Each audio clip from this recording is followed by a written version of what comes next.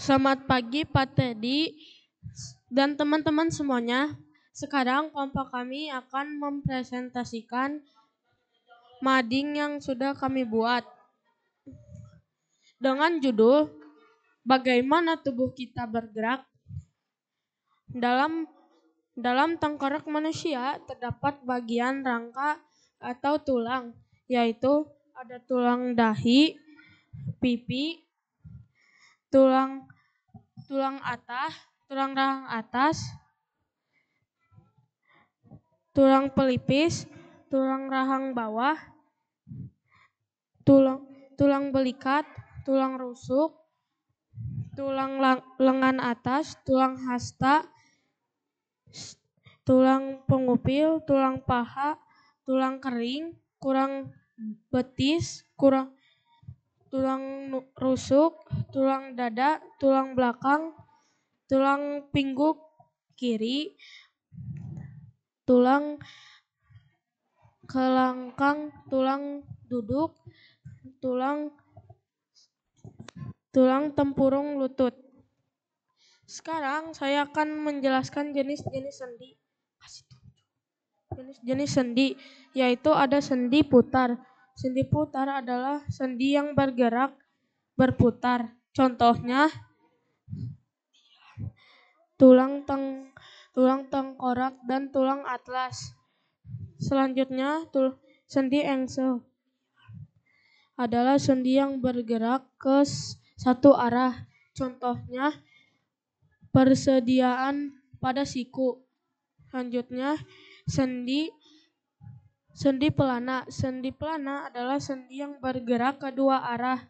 Contohnya ibu jari dan telapak tangan. Selanjutnya ada sendi peluru. Sendi peluru adalah sendi yang bergerak ke segala arah. Contohnya pergelangan punggul dan tulang paha.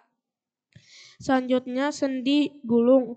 Sendi gulung adalah sendi yang bergerak ke samping, maju atau mundur tetapi tidak mengitari poros. Contohnya tulang pergelangan tangan.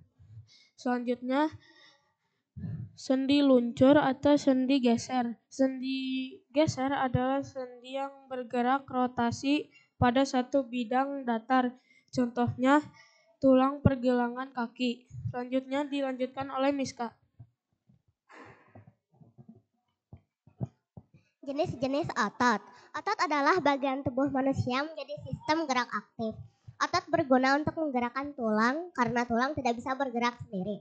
Otot punya 3 karakteristik, yaitu kontraksibilitas, ekstensibilitas, dan elastisitas. Berikut 3 jenis otot pada manusia. Otot lurik adalah otot yang menempel pada tulang. Otot lurik bekerja secara sadar atau diberi perintah oleh otak untuk bekerja. Warna gelap terang itulah yang membuat otot ini diberi nama otot lurik. Bentuk otot lurik seperti silinder atau tabung. Otot polos adalah otot yang terletak di dinding usus, saluran pembuangan, dan pembuluh darah. Otot ini bekerja secara tidak sadar atau tidak diberikan perintah oleh otak. Bentuk otot polos berbentuk gelondong atau runcing di kedua ujungnya. Otot jantung terletak di organ jantung. Otot ini bekerja secara tidak sadar, karena itu kamu tidak dapat mengendalikan denyut jantungmu. Bentuk otot jantung seperti silinder tapi bercabang. Dilanjutkan oleh Gini. Sekarang saya akan menjelaskan jenis-jenis fungsi otot. Yang pertama, otot membantu mempertahankan postur tubuh, mendukung tubuh agar berdiri tegak, membantu menstabilkan sendi-sendi di dalam tubuh, mempertahankan suhu tubuh, dan menghasilkan panas dari berbagai proses metabolisme di dalam tubuh. Selanjutnya, pain. Sekarang saya akan menjelaskan sistem saraf. Fungsi sistem saraf adalah mengendalikan emosi, menggerakkan tubuh, dan aktivitas lain-lainnya. Jenis-jenis sistem saraf adalah sistem saraf pusat, sistem saraf tepi, sumsum tulang belakang, otak, dan sel-sel saraf. Selanjutnya Mareta.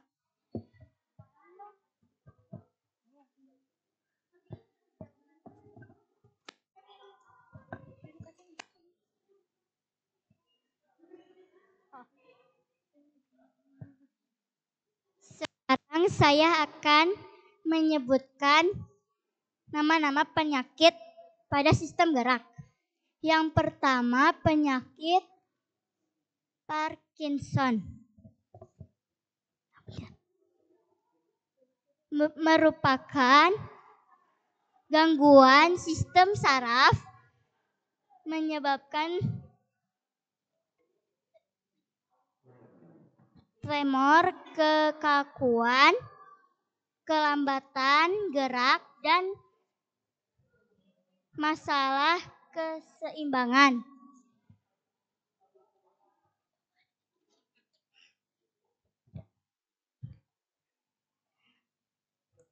Hernia diskus terjadi ketika bagian dalam dari cakram tulang belakang menonjol keluar melalui bagian luar yang lemah atau sobek.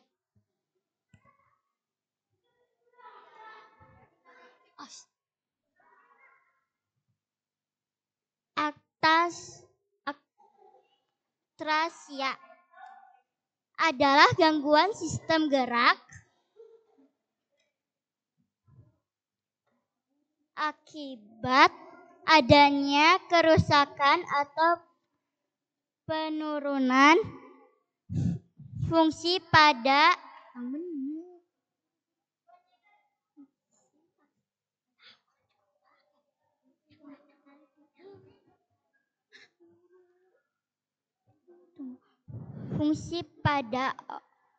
mana jadinya? Oh ini. Bagian otak kecil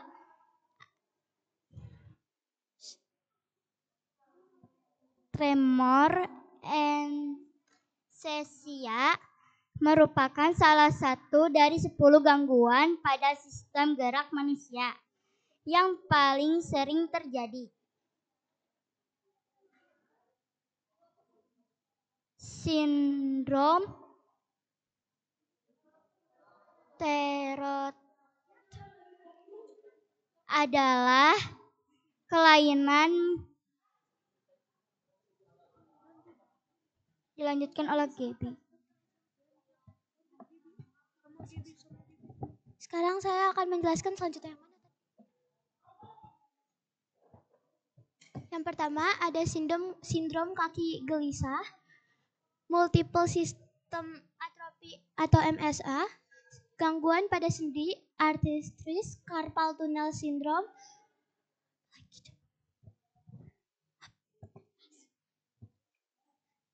gangguan pada sistem saraf, penyakit Parkinson, atakasia, penyakit Paget, gangguan pada siklus perbaikan tulang yang menyebabkan tulang menjadi tidak teratur dan rapuh, raktis, kelainan tulang pada anak-anak akibat kekurangan vitamin D, osteoporosis, penyakit tulang yang membuat tulang menjadi rapuh dan mudah patah karena penurunan kepadatan tulang, osteomalacia, kelainan tulang yang disebabkan oleh kekurangan vitamin D yang membuat tulang menjadi lunak, mialgia, nyeri otot yang disebabkan oleh penggunaan berlebihan atau cedera ringan, cedera otot, ketika otot atau tendon tertarik atau robek seperti kesleo, distrofi, penyakit genetik yang menyebabkan kelemahan otot progresif, atrofi otot, penyusutan massa otot akibat kurangnya aktivitas fisik atau penyakit saraf.